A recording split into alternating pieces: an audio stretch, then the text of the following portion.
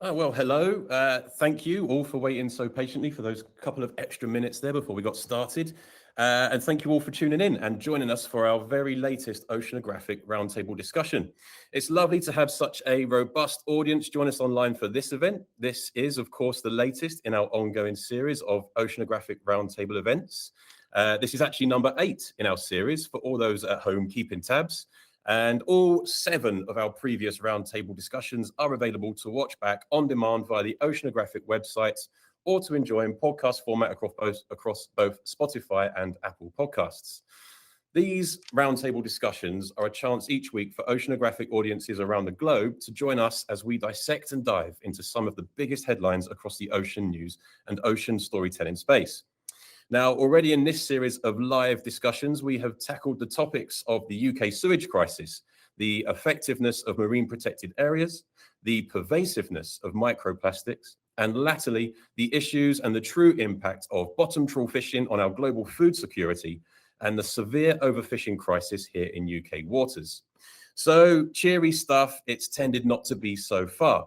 And while we would definitely like to be covering some of the more positive developments in ocean space, we're definitely not afraid of covering the hardest hitting topics either.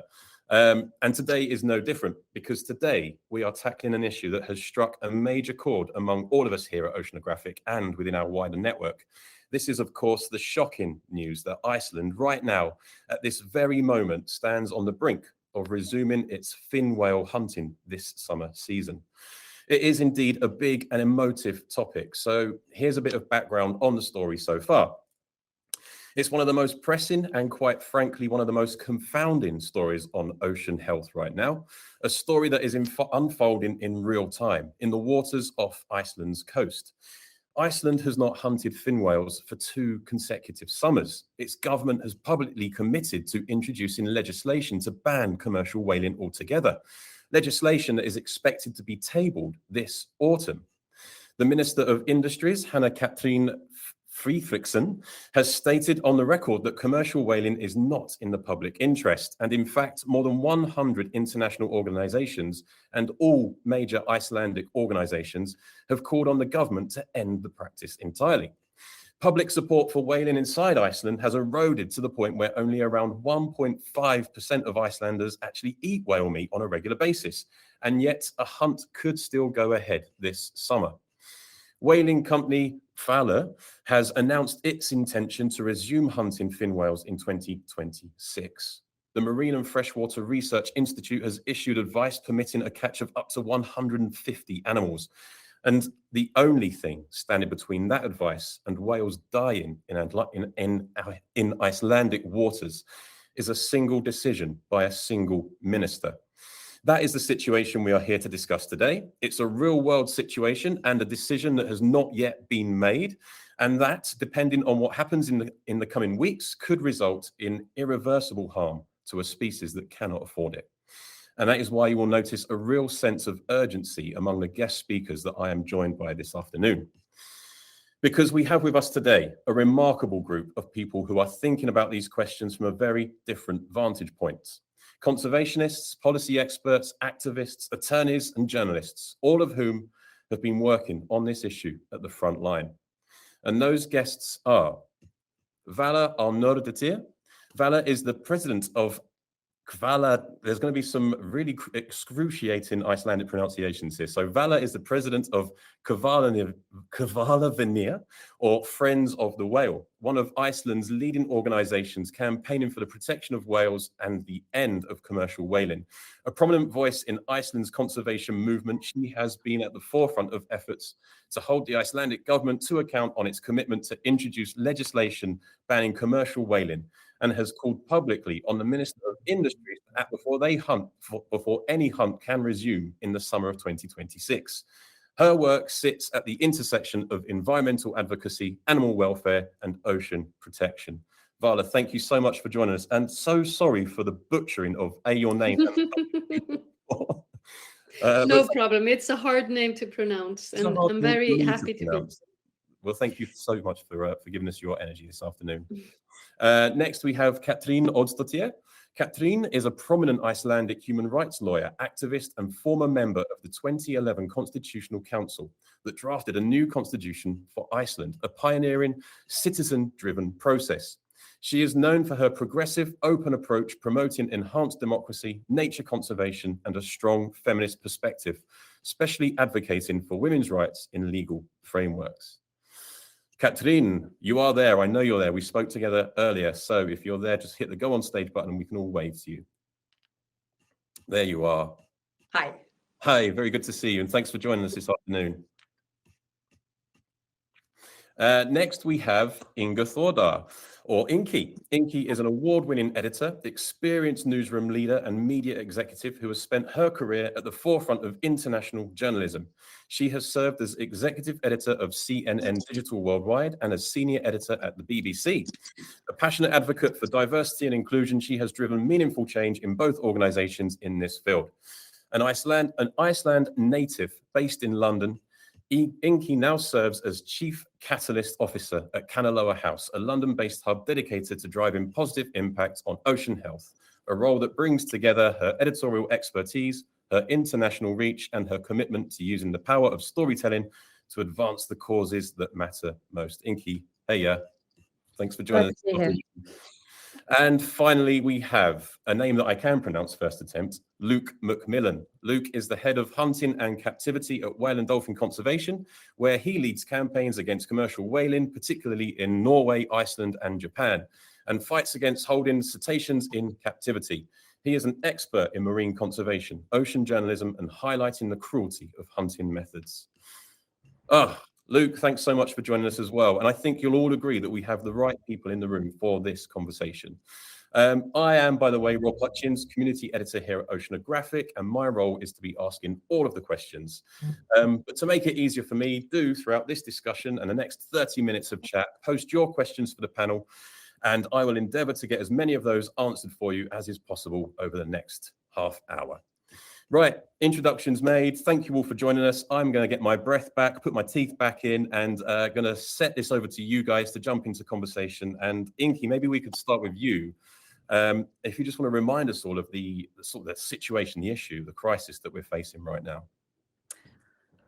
Well, yes. I can kick off, and then maybe Vala can continue, given that she knows the situation sort of in Iceland. But we at Kanaloa our sort of one of our mission is to end commercial whaling globally. We were seeing progress in Iceland over the last 2 years. No hunting happening, I mean, for various reasons, economic mainly, according to Hvalur, the company, political. This new government that came in had announced straight away that they were anti-whaling, and just the environmental impact that whaling has and the lack of ocean protection in Iceland in general, here was an opportunity for a government to do the right thing. So it was hugely disappointing to see the sort of lack of political movement in Iceland when they had the chance, and then of course, which resulted in this announcement by Hvalur that they were going to hunt fin whales again. And I think that it's safe to say that the messaging and this news has gone down extremely badly, not just amongst the activist groups, but also amongst environmentalists, ocean rights groups, scientists, people who wanted to visit Iceland. I mean, there's a broad spectrum of people who are vastly disappointed by this. But maybe I could sort of throw over to Vala a little bit to talk about how the news has gone down in Iceland and how it's affected things there. Yes, it came as a shock that he would hunt whales right now, especially because he hasn't been hunting the past 2 years, and because he still has the whale meat since 2023 unsold in his stock here in Iceland. So he has plenty of whale meat that he cannot sell. So this was a bit of a shock that he decided to do this, because it's not an economic decision for him. We know that he's just going to lose money off of this. But what is important to note is that this is very much a political propaganda machine that has started. And the way that he announced even that he was going to go whaling is very much political. So the debate here in Iceland is whether we will join the European Union or not. And there's a vote in fall. And being from the Independence Party, the right-wing party in Iceland, and owning one of the newspapers here, and actually the only newspaper that is being printed in Iceland right now. So the whaler, Kristján Loftsson, he owns that newspaper, and he is part of that biggest right-wing party. So unfortunately, we think this is a political propaganda, that he is using Wales and our sovereignty as a nation to frighten people that think that if we join the European Union, we will not be allowed to do many of the things that we have been doing, and that they will steal our fishing grounds and fishing resources from us.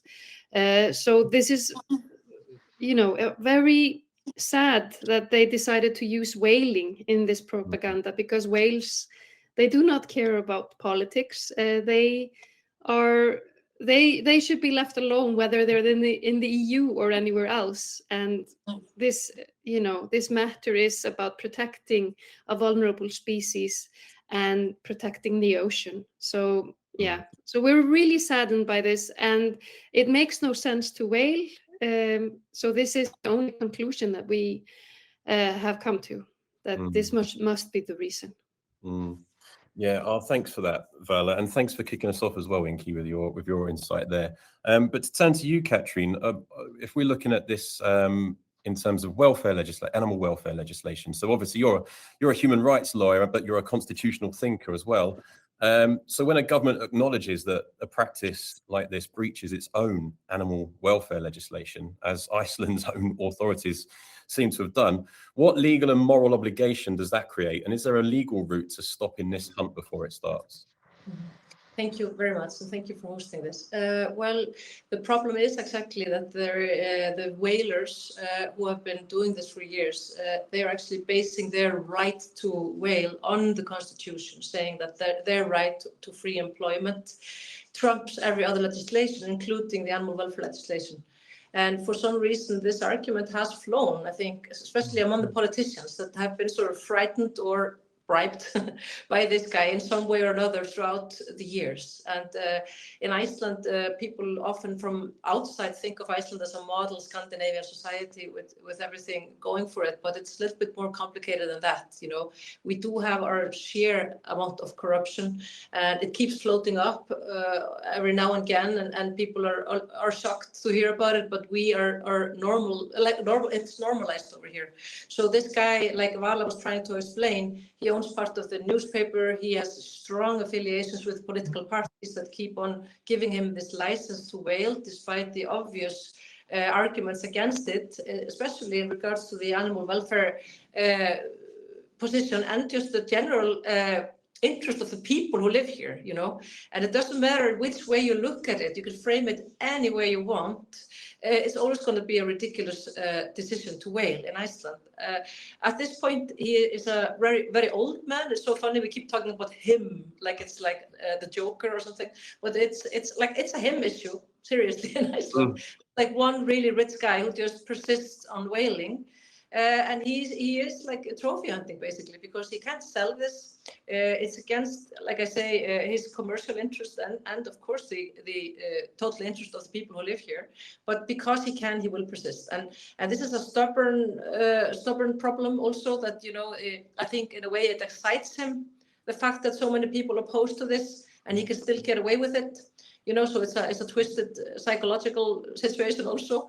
It doesn't matter how you look at it, it's completely ridiculous. But here we are stuck in the middle of this, trying to fight it with every way possible.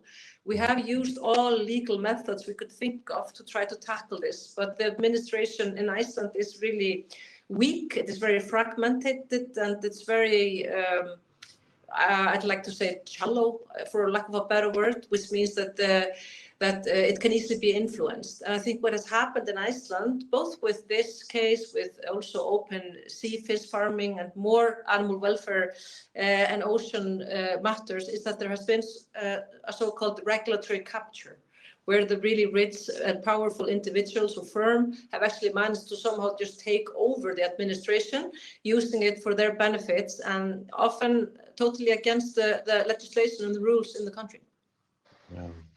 Wow, a lot to unpick there, and fascinated by the. Well, I really like the terminology you use. This Joker character. I think if we can sort of bring him down a few pegs, then maybe that's the best way of going about things at the moment.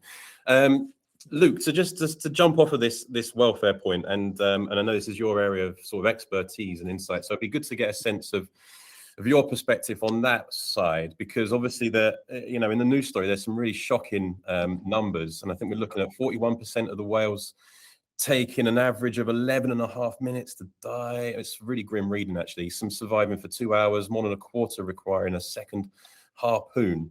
And Iceland's own Council on Animal Welfare saying that current methods breach national legislation. So in your work at WDC, how do you present that evidence to policymakers, and why hasn't it been enough to stop this so far? Thanks, Rob. Yeah, thanks for letting me be a part of this. For us, we are just bamboozled by the persistence of this, and knowing everything that we do, having the facts laid out before us, as you've just summed up really well. And we are of the belief that it's impossible to humanely kill a whale at sea.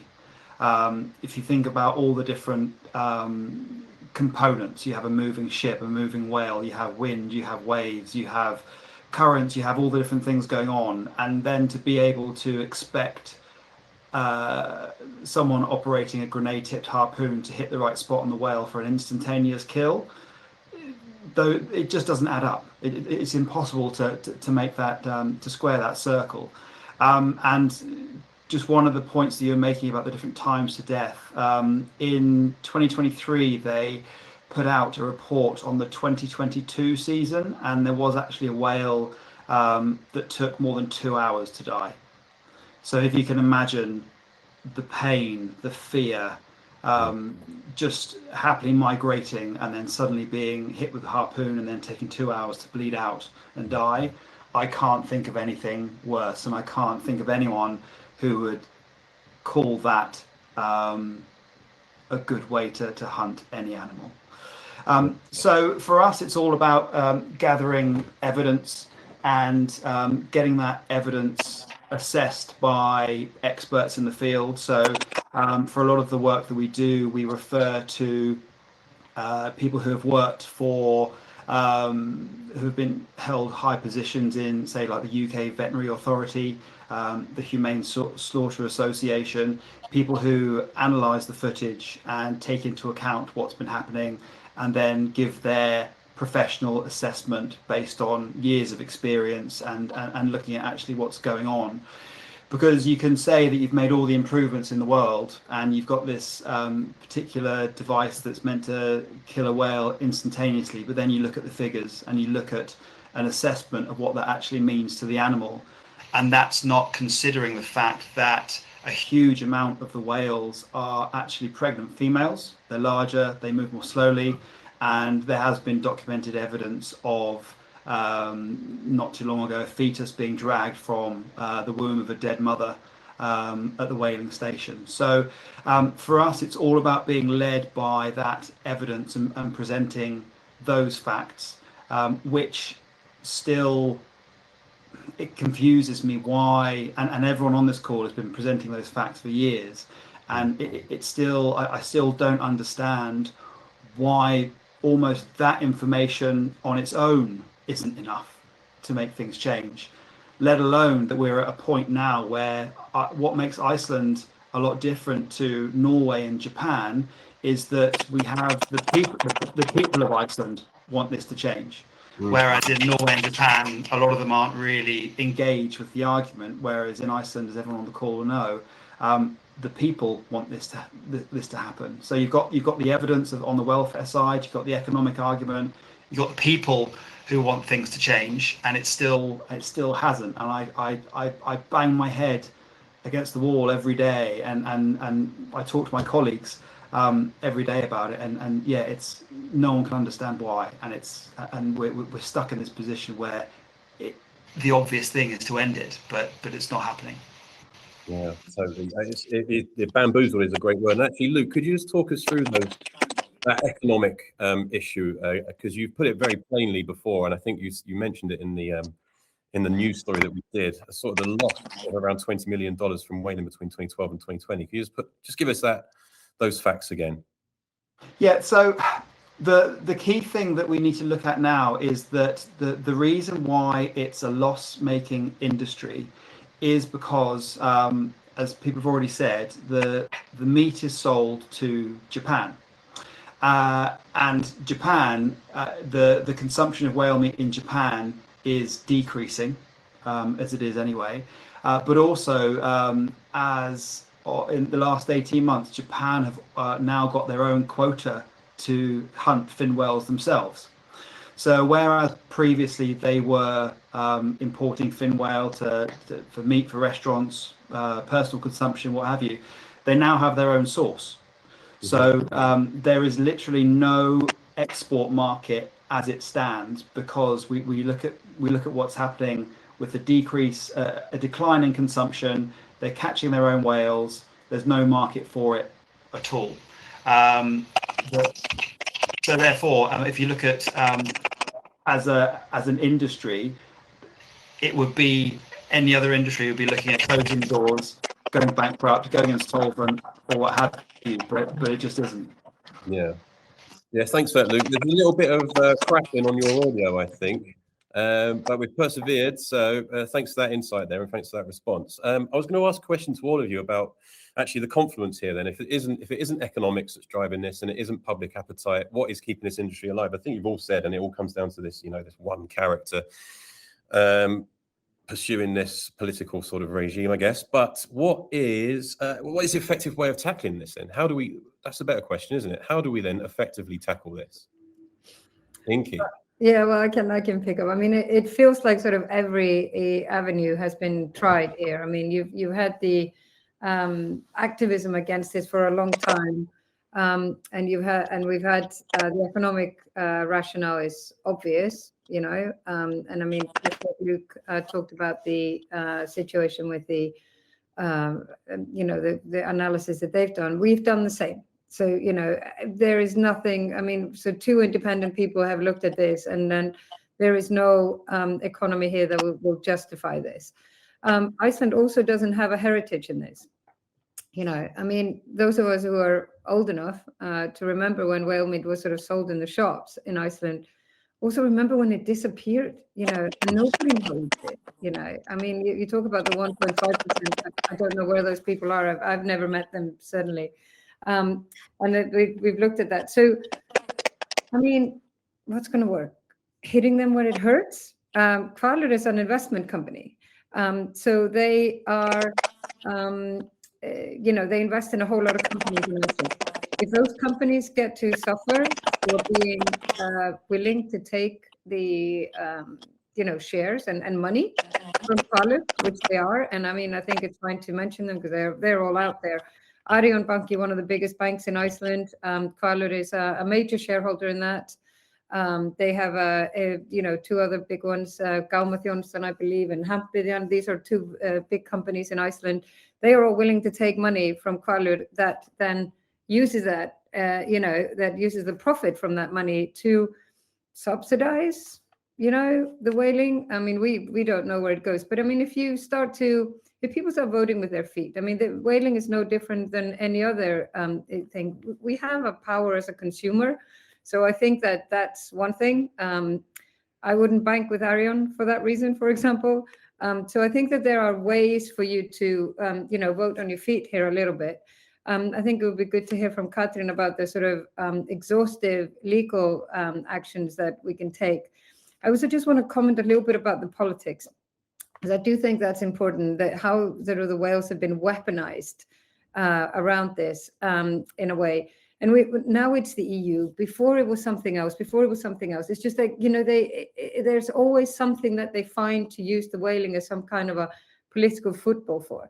I think what the most radical thing we can do right now, and I may be talking from my sort of previous, life in the media, is that the most powerful thing we can do now is tell the truth. And that feels ridiculous.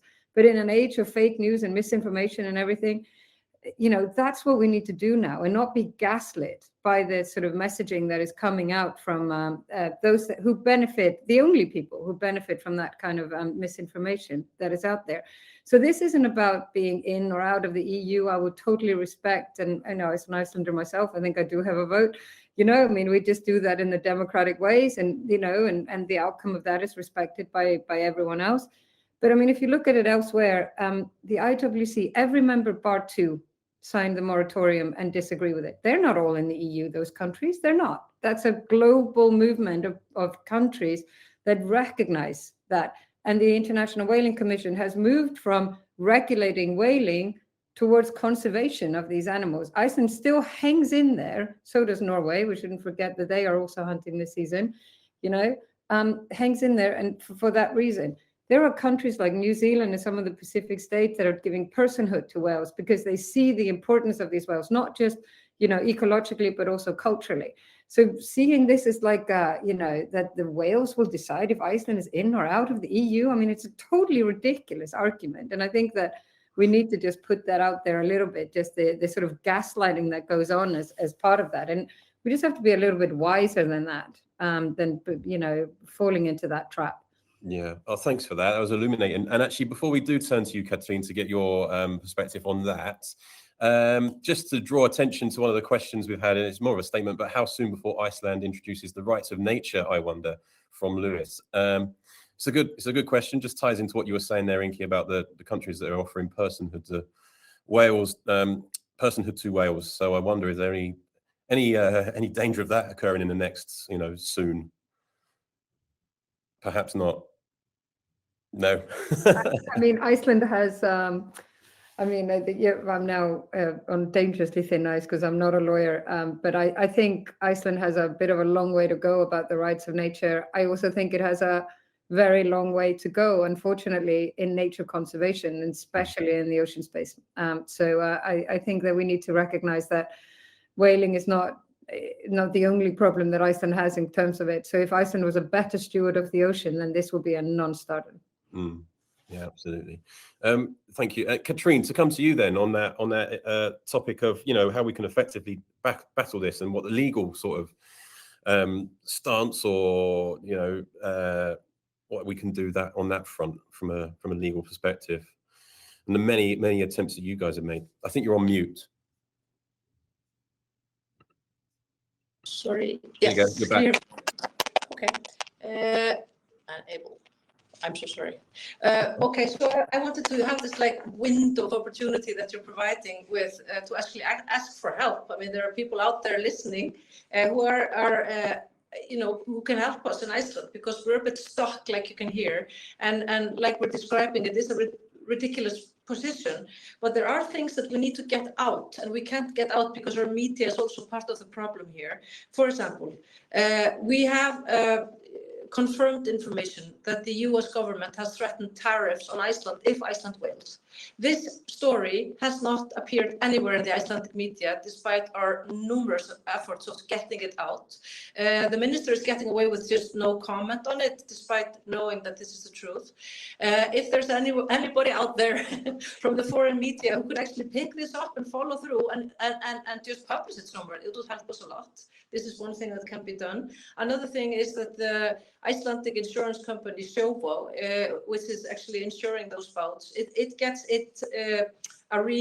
has a larger international company behind its insurances, which helps them insure the boats. If we could find out what company that is and pressure them to stop this, that would help.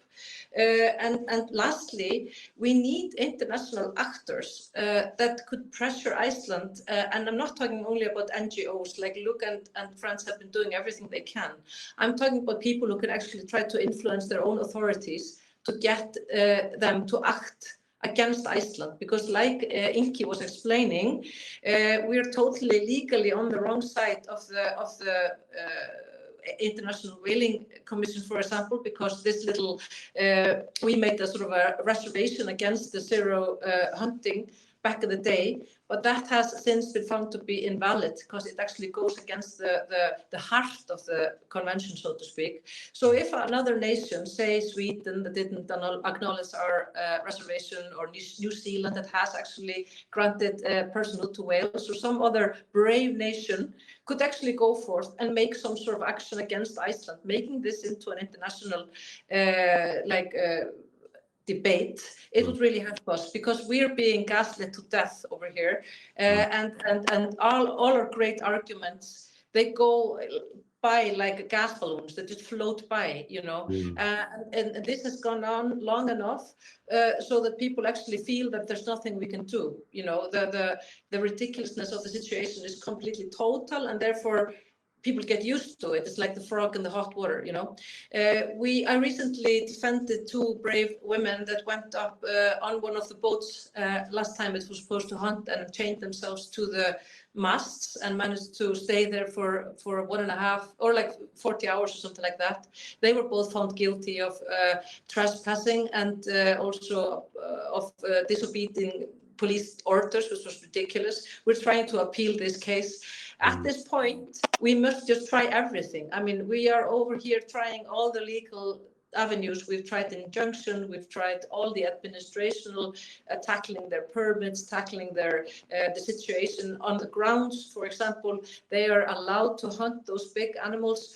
You know, bear in mind that the fin whale, which Hvalur hunts, is the second largest mammal on Earth, and they're dragged against the boat all the way to the shore, where they are processed under bare skies. You know, there's not even a roof, so the seagulls can go there and fly over and poop into it, whatever. You know, it's like completely ridiculous for a European nation. So we try going to the EFTA, to the EEA, where we are actually party to the sort of a side way to the European Union, saying how is this okay from a food security perspective. And it doesn't matter on which door we knock, we never get anything open. So now we just need help to make some sort of a global effort to put every possible canal into action, so that the pressure becomes intolerable for those who are actually putting their heads in the sand over here, which are our politicians. Yeah, so it's international awareness, international media being on side, obviously sharing those voices, and we obviously local voices. And when we talk about local voices, one community that we've probably not mentioned yet are those local businesses that will be impacted by this. And if you look at that, then you're looking at tourism or whale watching, of which a couple we sort of alluded to in the news story that we covered. But I wonder, Vala, if you could talk us through the perspective there on, you know, how this is impacting on a tourist sort of perspective, and is that a pressure point that could be leveraged? Yes, definitely. So the tourist board has been very concerned about whaling for many, many years, and they have been outspoken that we need to end whaling, because they see huge numbers of people that cancel trip to Iceland every year that we whale. And summer season is, of course, the biggest tourist season in Iceland as well, and losing, you know, thousands of tourists because of this, it really affects the industry. And we've already heard that people are starting to cancel or postpone trips and putting pressure on Iceland to stop whaling. So that actually has an effect. And as Kata and Inga have been saying, it is true that we've tried everything. We've tried legislation. We've tried to pressure the politicians. We've had 3 ministers in the past 5 years that have been against whaling, and that have all of them promised to end whaling, and they have not succeeded, because the lobbyists and the propaganda against these ministers always win. That's because Iceland is such a small nation, and the people with the money are the people with the power. And we've been fighting against this for many, many years. So right now, I mean, we've tried soft campaigning. I don't know if you've seen this from last year. Hvalavinir did this campaign. Oh, I have blurred background, but it's called For the Love of Iceland. And it's a pledge for tourists that come to Iceland to pledge not to eat whale, to not eat puffin, because both of them are endangered species, and it's gone very well, and it's a cutesy campaign. We have a very cute whale and a very cute puffin introducing and educating tourists about this, but that doesn't work anymore. The pressure and being always, we've also been in direct conversation with all of these ministers that have failed us. So politicians in Iceland have failed the whales.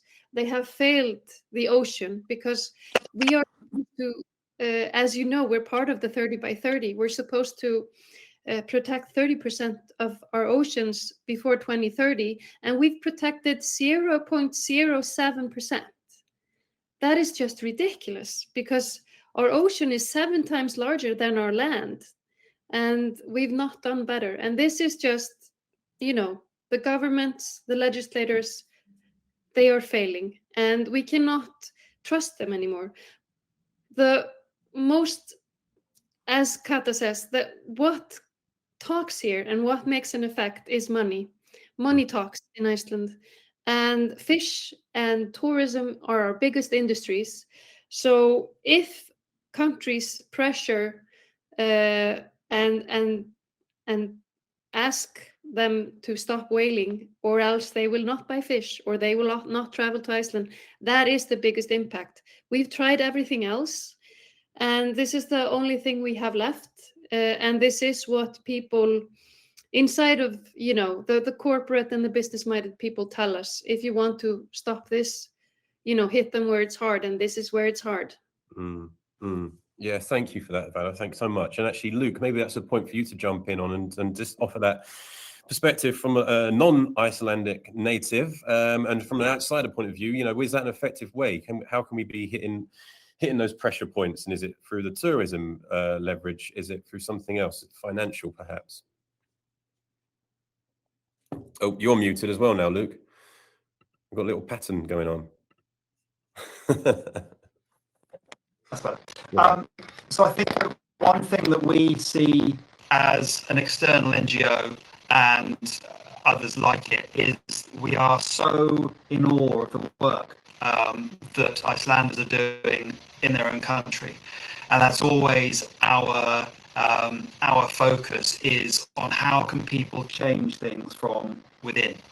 Because if you look at the conservation over the decades, when organizations from outside a country turn around and tell people within that country what to do, it almost kind of brings people together and say, no, we shouldn't be doing that, you shouldn't be telling us what to do, we're going to do it, etc., etc. So we're in awe of the way that things have changed, and I think it is the way that things will change, is that internal pressure supported by external organizations who can provide the information, who can help kind of corroborate the science, we can do research, what have you, and support that way. I think that also from within, you can, from outside, I see Iceland as a country of juxtapositions. So you wouldn't know it unless you've been there, but the whaling ships in the dock are a stone's throw away from the whale watching ships. You look at the animal welfare issues going on with whaling, and 7 years ago, Iceland established the world's first sanctuary for whales in captivity, where 2 belugas were flown over to Iceland to help them recuperate and live in a natural sanctuary. And then you've got obviously the economic argument where Vala loses $20 million over the course of 8 years, and whale watching brings in $25 million a year. It's just little pockets of juxtapositions that you can't quite work out why.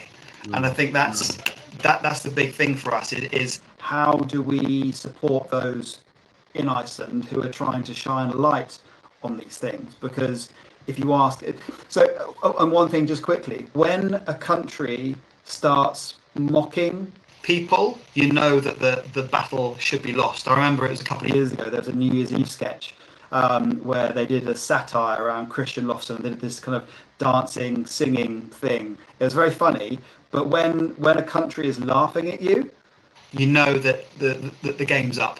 and that it should be over, but no, it's not. So yeah, like from the outside, we do all we can to support from the experience we've got as an NGO, that a science-driven NGO, and then it's basically watching it unfold from within, and Iceland's doing an amazing job at that. Just as you know, I've lived abroad for a long time, so you know, I'm not as in tune with what's happening sort of inside Iceland as Katrin and Vala are, but I do think that there's like a couple of points to make, sort of looking at it from abroad.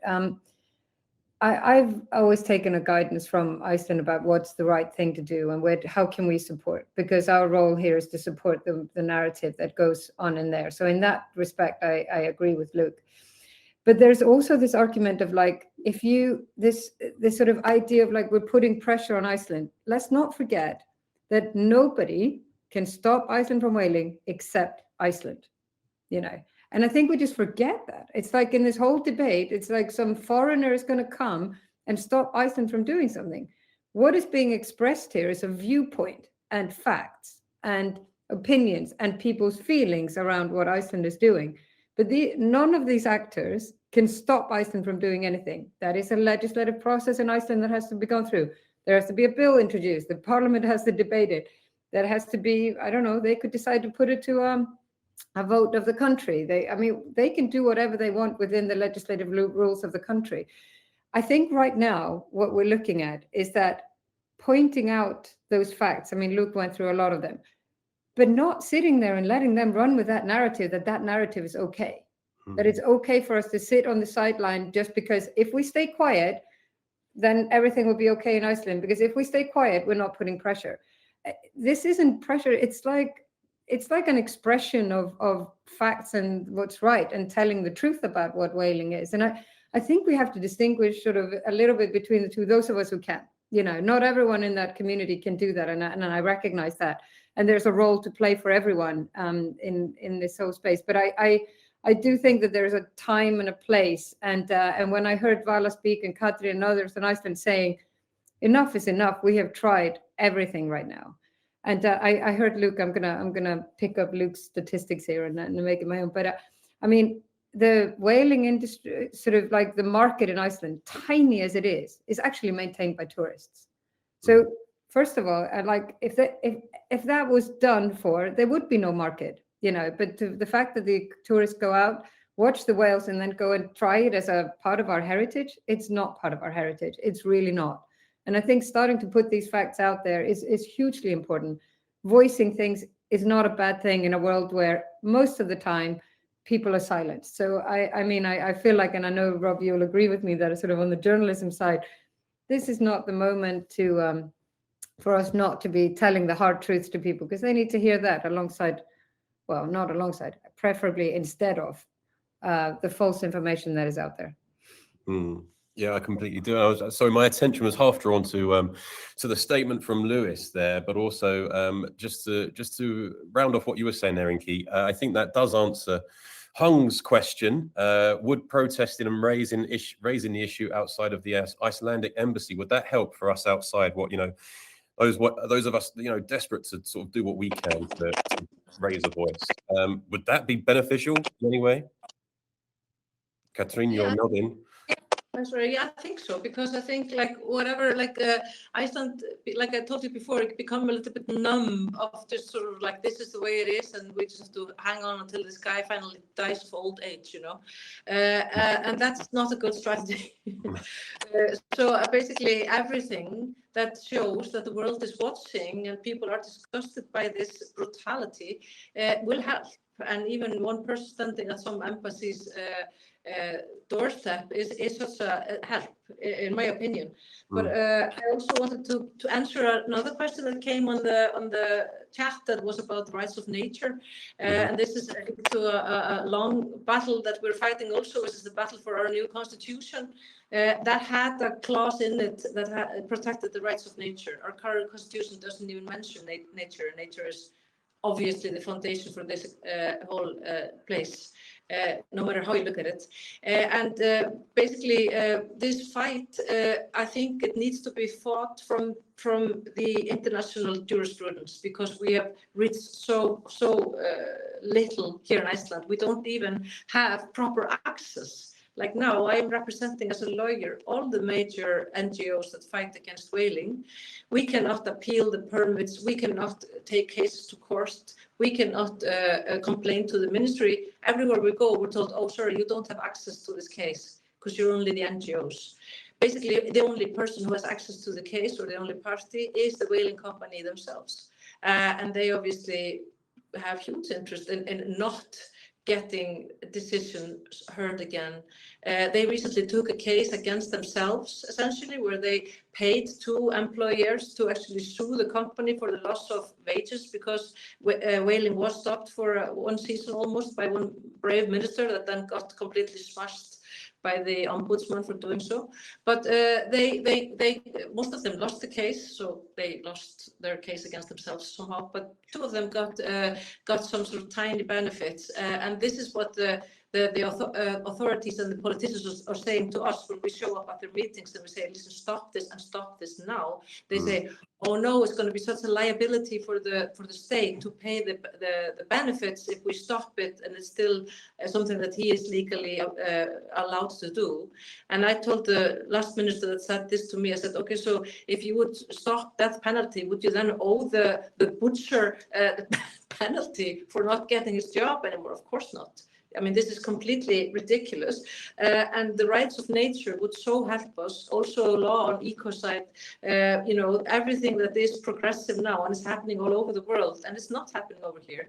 We're stuck in some weird time warp, still with one of nature's most amazing gifts on our hands, and only few people to protect it. I mean, this is not whaling. It's just one picture of the same broad picture that's being painted up here in this island. All our natural resources, all our natural amazing highlands, they're at stake now. There's like 74 power plants being planned, windmills everywhere. I mean, Iceland is basically under attack, and our seas, it's our lands, it's our species, it's our whole ecosystems, and we can't leave it up to Icelanders. We're only like 400,000 people, and to fight this battle. This is a battle that everybody should unite for. The whales are not the assets of Iceland. It's like we would be killing tourists in Keflavik because they were trying to get to America on a transit or something. The whales were just passing by.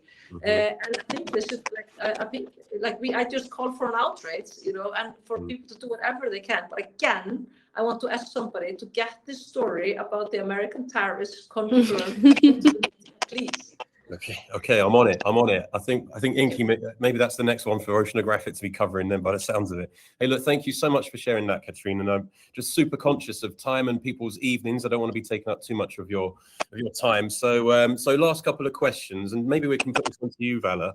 And it's unfortunately looking at the worst case scenario, and that if the hunt does go ahead this summer, what are the realistic consequences then for Iceland's international standing, for its tourism industry, and for the global effort to end commercial whaling once and for all? Well, as you might know, the minister has, of course, said that she will propose a bill in autumn to ban whaling. But I think that the international community does not care that something is happening in autumn. They don't want any whales to be killed this summer, and we agree with that. We cannot be content with a promise that something will happen this autumn while he is being allowed to kill 150 fin whales. So I think it would have a very grave effect on Iceland and on our international obligations.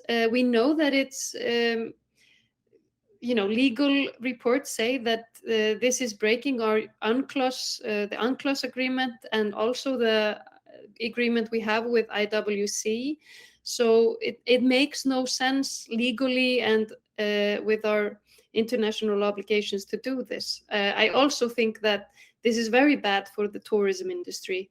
And they are always concerned, and especially the whale watching companies, because they are doing so much to be responsible, to work in a sustainable way, to be respectful of the animals when they are on whale watching tours. And then they have to fight with this narrative that, oh, but you know, somebody across from the bridge, they're actually at the same dock. The main like whale watching company and the whalers are on different sides of the same dock, and they have to tell everybody visiting, oh, those guys are just going to go out and kill these whales that you've been seeing. And it just makes absolutely no sense. And I want to emphasize, like Katrin mentioned briefly, we are a very small nation. We are only 400,000 people, but polls do show that the majority of the Icelandic population are against whaling and want it to end. But the reason that there is not more outrage and that not more people are outspoken is because we're so small that we could actually lose our jobs or be on a blacklist at companies that they have Kristján Loftsson and his friend that they own. So it's always very difficult for us to fight for nature, to fight for the animals, because, you know, we might lose our livelihoods because of it. Yeah, thank you for that, Vala. And look, just, yes, as I say, super conscious of time. So just to ask the very final question of each of you, and to help everyone that's watching and tuning in or be listening to this later on in a podcast format, to leave this with a sense of agency and, an emboldened sense of what they can be doing themselves to take an action. What is the single most important action that needs to happen in the next few weeks, and who needs to take it? Who wants to take the question? Are we fighting for having the last word? I think pressuring our government to end this is the most important measure that we can take. And there I have to emphasize again, hit them where it's hard. It's the money that talk. Right. Inki, from your perspective? Yeah, I mean, first of all, I think it's raising the awareness of what's happening and those companies. So I think Anya very kindly shared a social media kit here on his chat. So, you know, going after that. And then I would really call on the international media to be picking this up. For this to be, the global issue that it is, that one country or two in the Northern Hemisphere right now are allowing themselves to affect a species that is so critical to ocean health. So I do think that we need to break the silence and we need to start telling the truth a bit more. So I would say that if anyone has contacts with the international media, letting them know, and in the meantime, show your feelings about it. Hopefully support on social media. Thanks, Inki. And Luke, final thought on what the next direct action we can take is. If you have other governments around the world looking at Iceland, questioning why they're doing what they're doing, and letting them know their international reputation might be at stake, I think that's something that you could literally do right now after this is just send an email. Really simple. Perfect. Thanks, Luke. And just to translate that for anyone having the same audio issues with that robotic voice there, that's contact your MP if you're in the UK and get in touch with those political leaders, your leaders, for anyone else around the globe. Thanks for that, Luke. That's great insight. And finally to you, Katrin, just to take us, to round us all off then with this conversation, what's the next direct step that we can take? Yeah, I think we need to do one very important step next, which basically is everything. We need to do everything we can, because not one whale should be killed. And there are so many good stories to be told in the international media on this case here. Like this is a case about the climate, for example, how the whales are actually saving the climate. So therefore how Iceland killing the whales is actually dishonoring all its climate promises towards other nations. This is a story about corruption and how one man can actually proceed in the power of wealth against the whole nation. brutally murdering some huge mammals that haven't done anything and nobody wants to buy. This is a story about ecosystems and how the whales are actually helping out by being alive. And this is a story about neo-colonialism, how Iceland doesn't rise up against its own elite after the other foreign elite left this place and are unable to actually honor the democratic will of its people. This is a story about broken promises of democracy, where we have a referendum on a new constitution, which would certainly make this battle an unnecessary one that has not been honored since 2012. There are so many interesting stories. Even though Iceland is only a specimen of a nation, we still are an independent nation, and we show the systematic flaws of the world actually through this lens. So I would say the same as Inga, call for the international media to actually pick this up, phone our politicians and ask them for answers, because they're getting away with silence here in Iceland and thereby getting away with not doing anything. So we just desperately need the help of the world to shine a light on this. Great. Thank you. Yeah, look, so there you go. We all know what we're going to go home and do right now. So there you go. Thanks for setting that for us.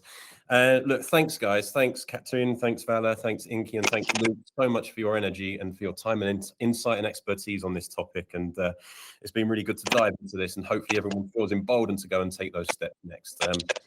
And thank you to everybody for tuning in and joining us for this roundtable. It's been really good to dive into this topic. If you've watched this roundtable session, if you've enjoyed what you've seen, be sure to come back next week when we will tackle next week's biggest story at the same time and the same place. And do check out the Oceanographic platform for the latest details on our live Ocean Talks events, as well as our printed magazine and everything else that we have to offer. So that leaves me with nothing more to say other than have a wonderful evening, everybody. Thank you all so much for your energy, and see you next time.